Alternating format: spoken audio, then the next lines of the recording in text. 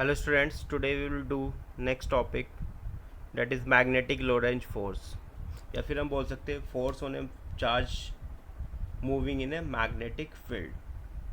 मानते हैं कि हमारा कोई चार्ज है, पॉजिटिव चार्जेस जिस पे कितना चार्ज है हमारा प्लस क्यू है, ओरिजिन पे रखा हुआ है ओ पे, वाई एक्सिस है, जेड एक्सिस है और हम ये हमारा एक्स एक्सिस है।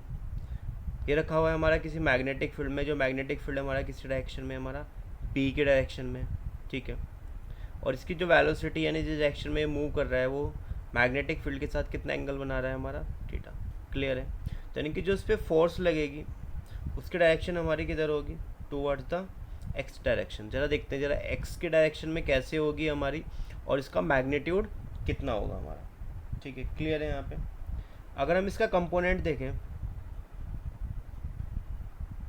इस डायरेक्शन में, ये कितना आएगा, v साइन थीटा होगा, और इधर कौन सा आएगा हमारा, v कॉस थीटा आएगा।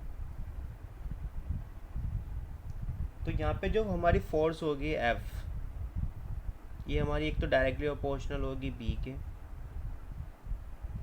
डायरेक्टली प्रोपोर्शनल होगी चार्ज के, और डायरेक्टली प्रोपोर्शनल होगी हमारी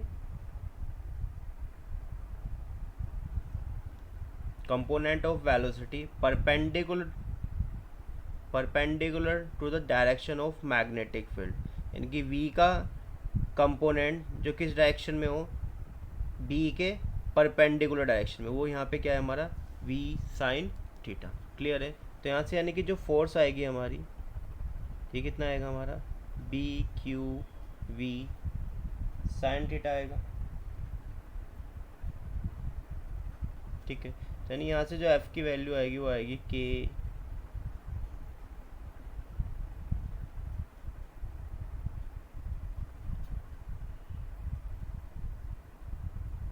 जो हम यहाँ पे एक्सपेरिमेंटली जो फाइंड आउट करते हैं वो वहाँ पे K की वैल्यू आती है हमारी 1। तो यानी कि F की वैल्यू कितनी हो जाएगी हमारी, B Q V sine theta. ठीक है, क्लियर है यहाँ पे। तो जब हम इसकी डायरेक्शन की बात करते हैं तो हमारी डायरेक्शन आती है, अगर इसकी वेक्टर फॉर्म देखें हमारी, V cross B sine theta है, तो इसलिए हमारा यहाँ पे क्या है, क्रॉस है। इस फोर्स को हम क्या बोलते हैं, मैग्नेटिक लोरेंज फोर्स। क्लियर है इतना। तो अगर हम यहाँ पे डायरेक्शन देखें, डायरेक्शन कैसे निकालेंगे, V क्रॉस B है, यानी कि इन दोनों का क्रॉस प्रोडक्ट किसकी डायरेक्शन देगा, F की। हमें पता है जब भी ऐसे क्रॉस प्रोडक्ट आता है यानी कि जो F का डायरेक्शन होगी, जिस प्लेन में हमारा V और B दोनों लाई कर रहे होंगे, उसकी क्या होगी, हमेशा परपेंडिकुलर होगा। तो यहाँ पे देखो जरा, V और B हमारा किस प्लेन में लाई कर रहे हैं, वाई जेड प्लेन में लाई कर रहे हैं।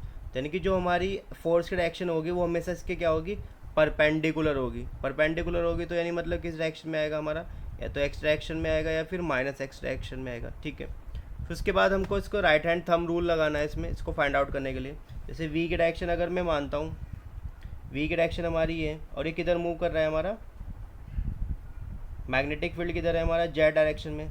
तो जेड डायरेक्शन की तरफ फोल्ड करूँगा तो थंब किसकी डायरेक्शन देगा, हमारी फोर्स की। इधर वाई है, इधर जेड है, तो यानी ऊपर की तरफ कौन सा होगा हमारा, एक्स एक्सिस होगा, नीचे की तरफ हमारा माइनस एक्स एक्सिस होगा। तो इसलिए हमारी जो फोर्स की डायरेक्शन आई थी वो किधर आई थी हमारी, toward the positive x axis. Clear है इतना। फर्स्ट है हमारा v इज इक्वल टू 0, इसका मतलब जो चार्ज पार्टिकल है वो हमारा कैसे है, रेस्ट पे। इसका मतलब charge particle, charge is at rest. Rest पे तो यानी फोर्स कितनी लगेगी, इस फॉर्मूले के अकॉर्डिंग देखें अगर हम, v की वैल्यू 0 है तो यानी फोर्स भी कितनी होगी हमारी, 0। इसका मतलब है अगर हमारा कोई चार्ज पार्टिकल मैग्नेटिक फील्ड में सिंपल रखा हुआ है यानी मूव नहीं कर रहा है, तो उस पर फोर्स कितनी लगेगी, मैग्नेटिक फोर्स हमारी, जिसको मैग्नेटिक लोरेंज फोर्स बोलते हैं, वो कितनी होगी हमारी, 0 के इक्वल होगी। ठीक है, इतना क्लियर है। सेकंड देखते हैं, अगर हमारा charge particle parallel to magnetic field move कर रहा है या फिर उसके एंटी पैरेलल मूव कर रहा है, तब भी हमारा इस पर फोर्स कितनी होगी, 0। मतलब क्या है, अगर हमारा मैग्नेटिक फील्ड इस डायरेक्शन में है, ठीक है, और हमारा चार्ज पार्टिकल भी इसी डायरेक्शन में क्या कर रहा है, मूव कर रहा है, इस केस में वेलोसिटी और बी के बीच में कितना एंगल बनेगा, 0 बनेगा। ये तो पैरेलल का केस हुआ, मैंने charge particle move parallel to the magnetic field.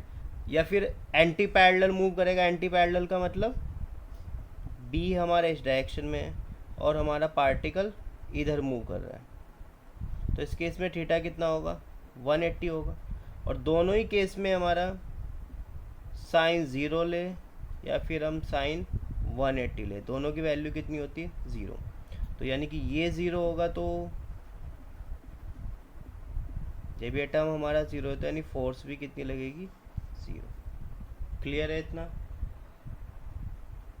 यानी कि अगर चार्ज पार्टिकल रेस्ट पे होगा तब भी मैग्नेटिक लोरेंज फोर्स कितनी होगी, 0। अगर charge particle along the magnetic field या opposite to the magnetic field direction में मूव करेगा तब भी हमारी फोर्स कितनी होगी यहाँ पे, 0। क्लियर है इतना?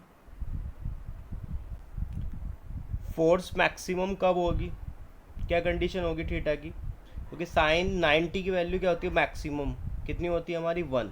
यानी कि if theta is equal to 90, if theta is equal to 90, तो अगर हम वैल्यू पुट करते हैं तो F is equal to B Q V sine 90, यानी कि जो एफ मैक्स होगा हमारा वो कितना आएगा, बी क्यू वी। क्लियर है? यानी कि जब हमारा मैग्नेटिक फील्ड मान लेते हैं इस डायरेक्शन में, ठीक है, और चार्ज पार्टिकल हमारा ऐसे मूव कर रहा है, यानी कि 90 डिग्री बना रहा है इसके साथ, 90 डिग्री बी के साथ, तो इस केस में जो उसमें मैग्नेटिक लोरेंज फोर्स होगी वो कैसी होगी हमारी, मैक्सिमम। क्लियर है इतना? तुम इसके बाद यूनिट ऑफ मैग्नेटिक फील्ड जिसको हम बोलते हैं टेस्ला, तुम टेस्ला को ज़रा डिफाइन करते हैं। टेस्ला को अगर डिफाइन करने के लिए आता है बोर्ड में तो हम कैसे डिफाइन करेंगे? तो अगर हम एक टेस्ला को डिफाइन करते हैं तो पे हमने जो फॉर्मूला देखा था F is equal to B Q B sine theta, तो बी इज इक्वल टू हमारा आएगा एफ, ठीक है। मुझे 1 टेस्ला डिफाइन करना है, तो अगर मैं फोर्स की वैल्यू 1 पुट करता हूँ, F is equal to 1 newton, Q is equal to 1 coulomb, V is equal to 1 meter per second, और साइन थीटा की वैल्यू कितनी पुट करता हूँ, 1। इसका मतलब थीटा की वैल्यू कितनी होगी हमारी, 90। ठीक है, क्लियर है? चलिए हम क्या बोल सकते हैं, strength of magnetic field at A point is called 1 Tesla if A charge of 1 coulomb when moving with a velocity of 1 meter per second along a direction perpendicular to the direction of magnetic field, यानी कि जो magnetic field की direction थी उसके कैसे होगा, हमारा perpendicular होगा, यानी कितना एंगल है, 90। It experience a force of 1 Newton, यानी कि उस पर कितनी फोर्स लगेगी हमारी, 1 न्यूटन।